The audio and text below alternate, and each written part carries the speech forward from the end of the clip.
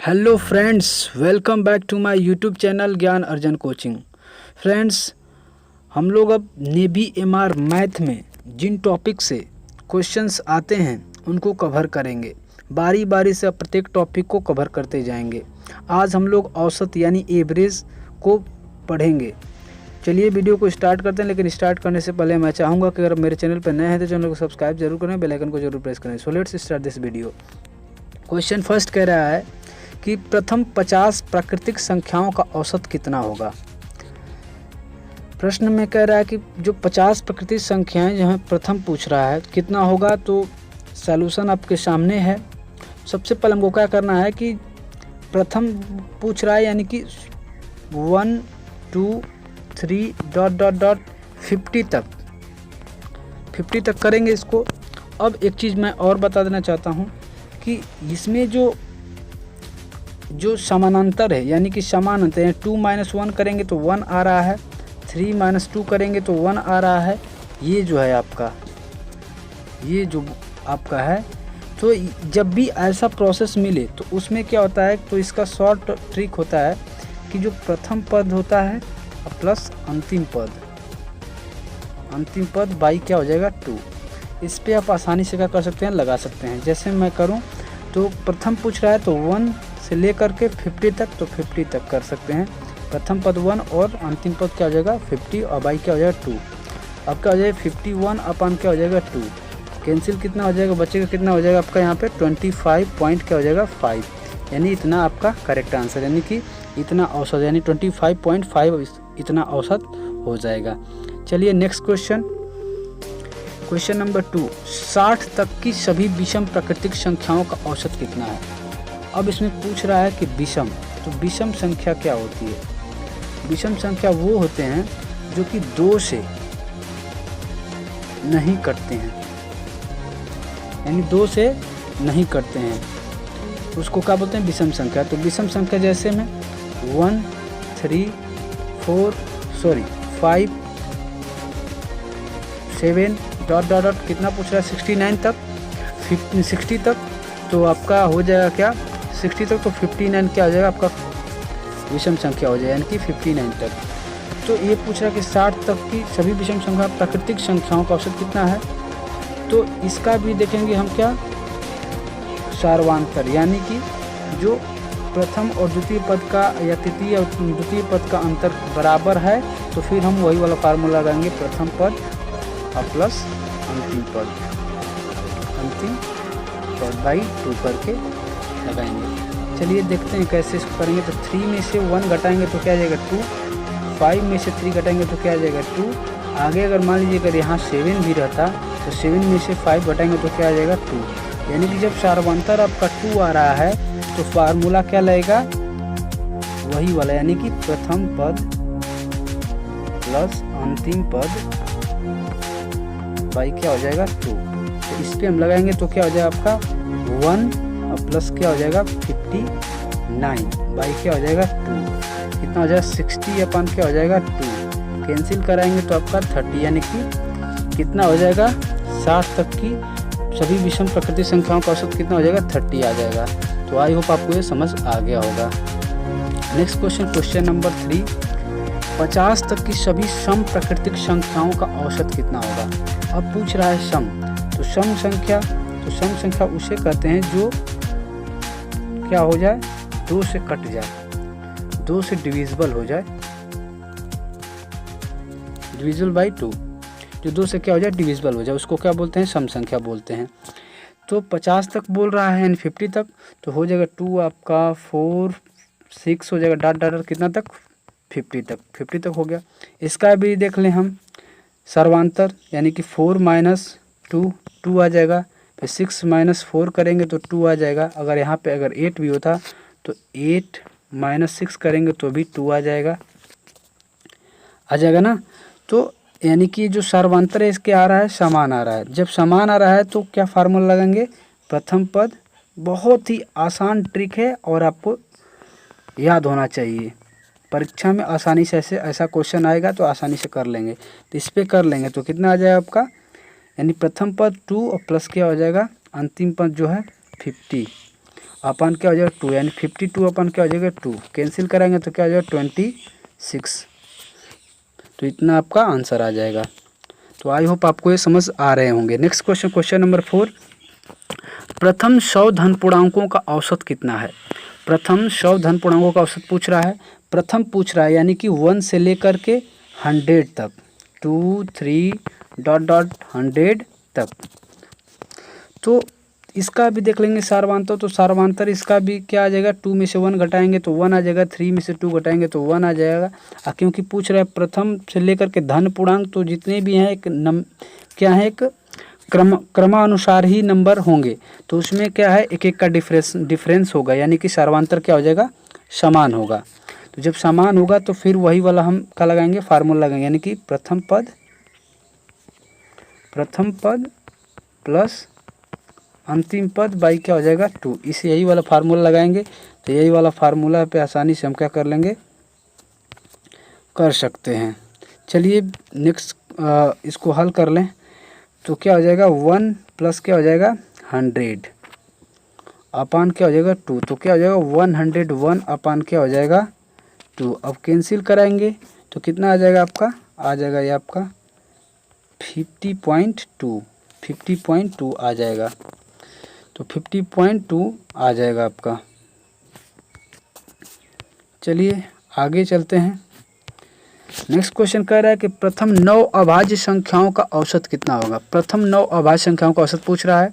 तो अभाज्य संख्या वह होती है जो कि जिसका जो कह सकते हैं कि जो फैक्टर है, फैक्टर जो हो वो ओनली 2 हो, 2 फैक्टर होने चाहिए, 1 और वो स्वयं से कट सके, 1 और स्वयं से कट सके, 2 फैक्टर हो, उसे बोलते हैं अभाज्य संख्या।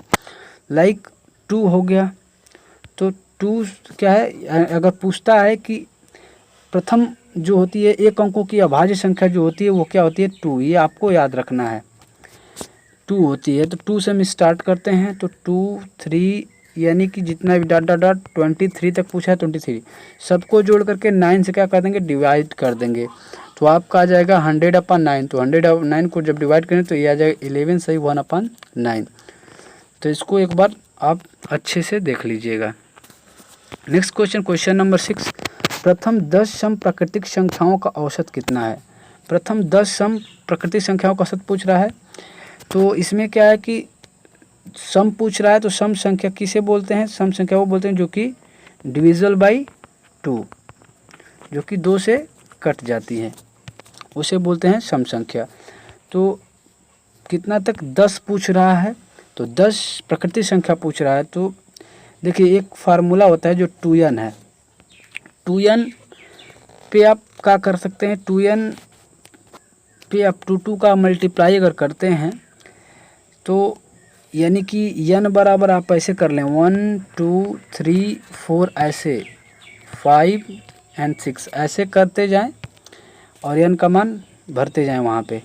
तो 2 मल्टीप्लाई बाई 1 तो 2 हो जाएगा, फिर 2 मल्टीप्लाई बाई 2 क्या हो जाएगा 4, फिर 2 मल्टीप्लाई बाई 3 क्या हो जाएगा 6, 2 मल्टीप्लाई बाई 4 क्या हो जाएगा 8, यानी कि बढ़ता जाएगा ऐसे ही ये जितने भी सब सम संख्या हैं। तो पूछ रहा है 10 तक, तो 10 तक आपका कितना हो जाएगा, लास्ट में 10 तक पूछ रहा है ना, तो 2 मल्टीप्लाई बाई क्या हो जाएगा 10 यानी कि 20, तो 20 आ जाएगा लास्ट में। और प्रथम जो है यानी कि शुरू में जो है ये आपका 2 से स्टार्ट हो रहा है। तो इसका जो हम सार्वांतर निकालेंगे यानी कि 2 और प्लस 4 था प्लस 6 था, तो प्लस यहाँ पे 8 आएगा, ऐसे आता जाएगा। सार्वांतर इसका निकालेंगे तो 4 - 2 करते हैं तो 2 होगा, फिर 6 - 4 करेंगे तो भी 2 होगा, 8 - 6 करेंगे तो भी 2 होगा। जब ऐसा आप कोई भी सीक्वेंस में मिले तो सीधा सीधा क्या लगाना है, वही वाला फार्मूला, यानी कि प्रथम पद प्लस अंतिम पद बाई क्या 2 कर देना है। तो चलिए लगा देते हैं इसको, ये तो क्या हो जाएगा 2 प्लस क्या हो जाएगा 20 अपान क्या हो जाएगा 2, तो हो जाएगा 22 अपान क्या हो जाएगा 2, कैंसिल हो जाएगा क्या हो जाएगा 11, आपका आंसर आ जाएगा। तो आई होप आपको ये समझ आ गया होगा। ऐसे ही क्वेश्चंस आते हैं, एक नंबर इससे आप फिक्स ही कर लो। चलिए नेक्स्ट क्वेश्चन कह रहा है कि प्रथम 50 विषम संख्याओं का औसत कितना है? प्रथम 50 विषम संख्याओं का औसत पूछ रहा है। तो विषम संख्या के लिए हमें क्या करना है कि विषम संख्या क्या होती है 1 3 5 क्या और कितना 7 9 ये सब डॉट डॉट डॉट आएंगे। लेकिन अब ये कैसे आते हैं तो इसके लिए एक फार्मूला होता है, मैं बता दे रहा हूँ आपको। 2n -1 और n के जगह हमें क्या करना है, n की जगह क्या करना है हमें 1 2 3 4 5 6 ऐसे ऐसे क्या करना है फिल करना है। चलिए करते हैं।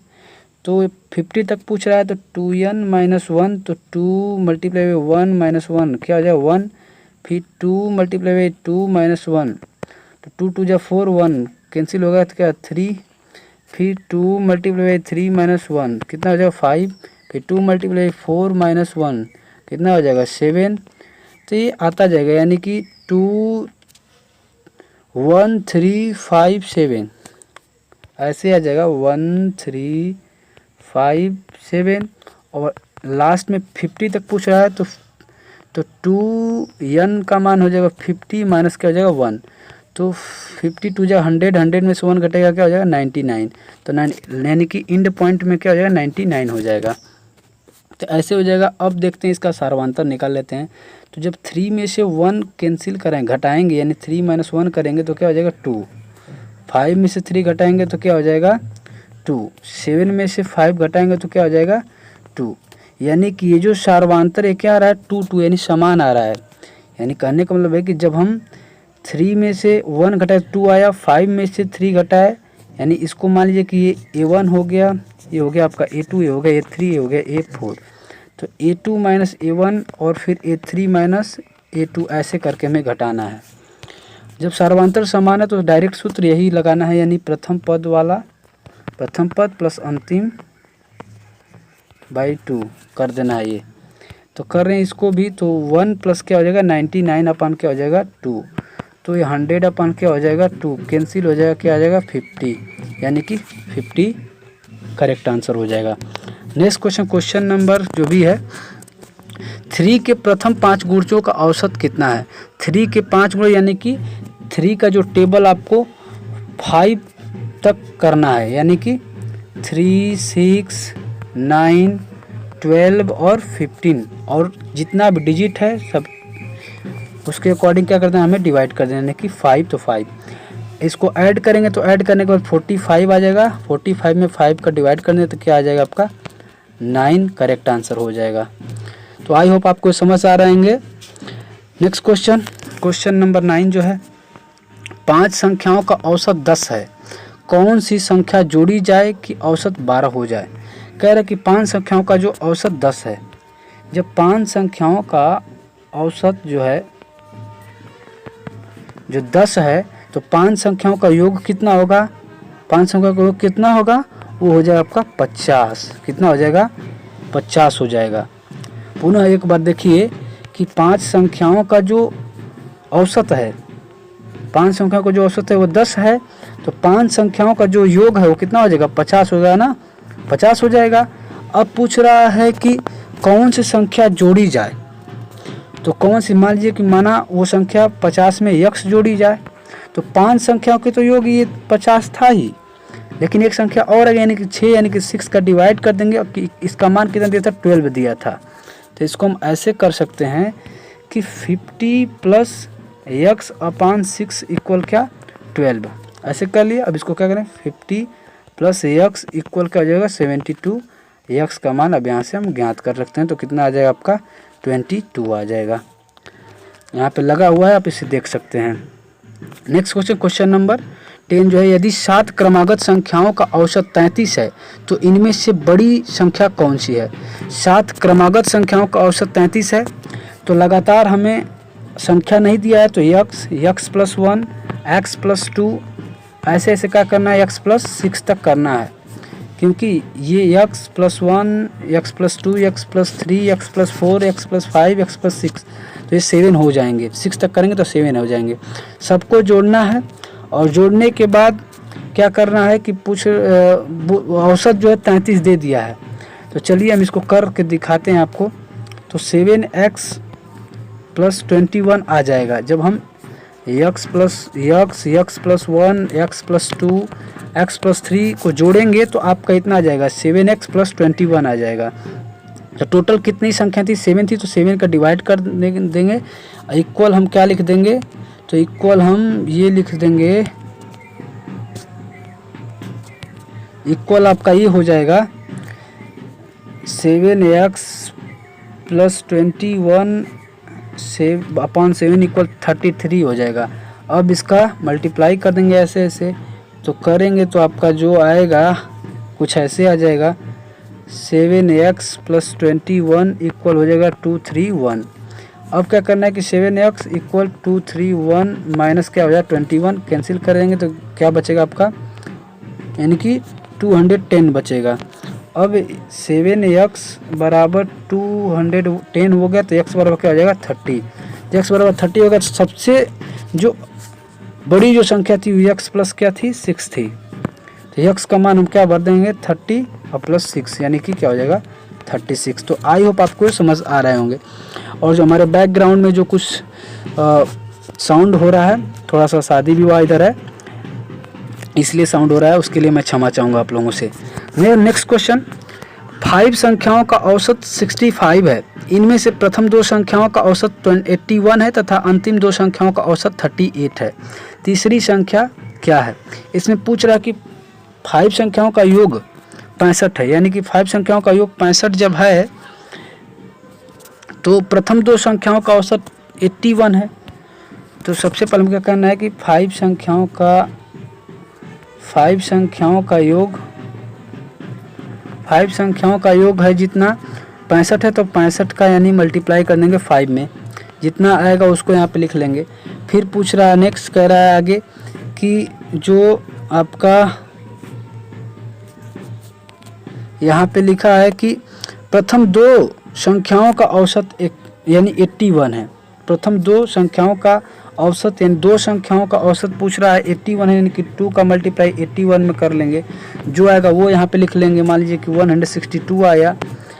और फिर उसके बाद नेक्स्ट कह रहा है कि अंतिम 2 संख्याओं का औसत जो है 38 है, फिर 38 का मल्टीप्लाई 2 में जो आएगा उसको लिख लेंगे। 76 है तो 76 हो जाएगा।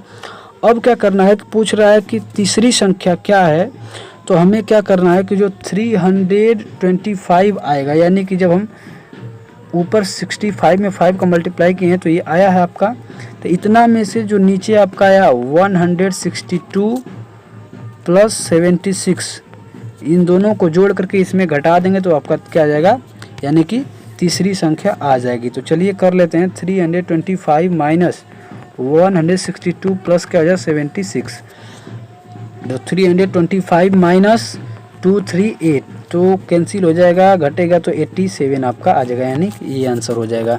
तो आई होप आपको समझ आ रहे होंगे। जो पीछे आपका बैकग्राउंड साउंड हो रहा है उसके लिए sorry. Next question and last question, 5 संख्याओं का औसत 18 है। एक संख्या छोड़ देने पर औसत 16 हो जाती है। छोड़ी गई संख्या क्या है?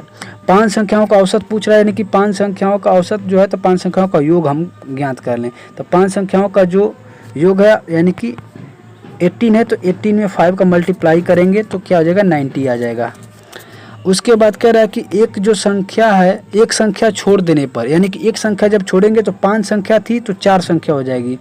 तो एक संख्या जब छोड़ेंगे तो 4 संख्या तो हो जाएगी, लेकिन अब यहाँ पे जो 18 थी ना, यहाँ पे 18 थी तो यहाँ पे कितनी हो जाएगी, यानी 16 हो जाएगी, यानी कि 2 यानी सब्ट्रैक्ट हो जाएगा। इसमें लिख दिया भी है कि एक संख्या छोड़ देने पर 16 हो गया, 16 हो गया तो एक संख्या घटा तो यहाँ तो 4 हो जाएगा, तो 4 में 16 का मल्टीप्लाई करेंगे तो आपका हो जाएगा 64। पुनः एक बार इस क्वेश्चन को समझते हैं कि 5 संख्याओं का जो औसत था तो वो था 18, तो योग यानी 18 मल्टीप्लाई बाई 5 तो 90 आ गया। फिर दूसरा कह रहा था कि एक संख्या छोड़ देने पर, तो एक संख्या जब छोड़ेंगे तो 4 हो जाएगा, तो उसका 16 दिया था, तो इस जब 4 संख्याओं का जो योग होगा वो 16 गुणते क्या हो जाएगा 4 यानी कि 16 मल्टीप्लाई 4 यानी कि 16 4 जा क्या हो जाएगा 64। ऐसे कर लेंगे, 16 4 जा क्या हो जाएगा 64।